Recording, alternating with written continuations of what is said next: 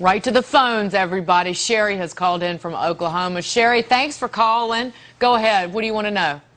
Well, my husband and I are 5 years from retirement, and we are trying to decide. We're trying to pay off our house as quickly as possible.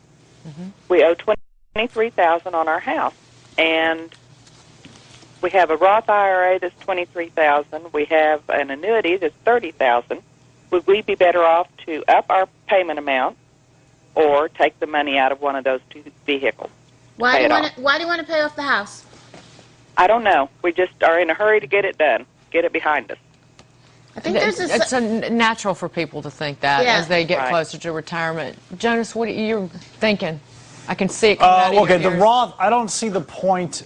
You got that Roth, it's tax deferred, it's never, there's no reason to take money out of that. It's a good vehicle. I would check out the annuity, but they might have a back-end sales fee, which makes selling that difficult.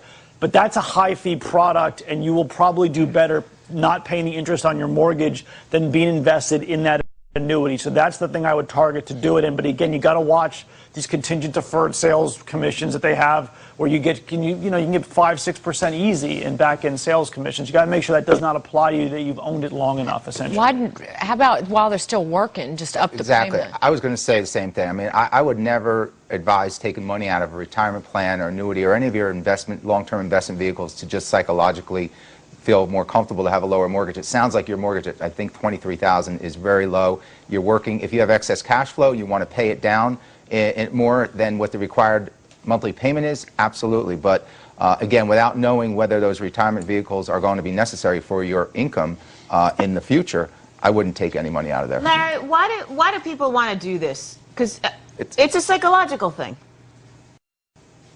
It is a psychological thing. They just want to get clean, especially as they start to approach retirement. So they know exactly what they're looking at. They want to see their money a little clearer and so forth. It's the same thing we do with our bills. We like to pay them off so we don't have as many credit card statements or something coming in. So you get rid of this one. Actually, it's a bright idea, but I agree it's not the good thing to take any money out of your any of your retirement vehicles just to pay off a $23,000 mortgage. So you got 5 more years before you retire. Jim, you want to keep a good chunk of cash or liquid out there, and so that would be the thinking behind keeping that retirement money where it is, right?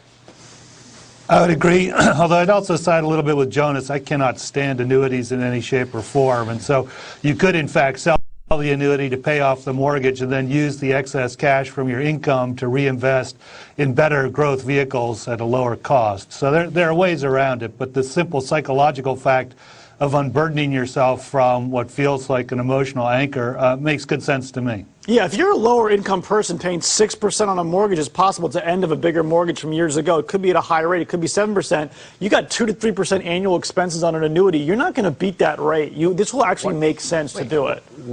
One thing to caution, though, is taking money out of the annuity, not only the taxes and the surrender charge, but if you're under 60 or 59.5 and it's a non-qualified annuity, you're going to get banged again for another 10% on top of that. So just be careful. That's why we hate annuities.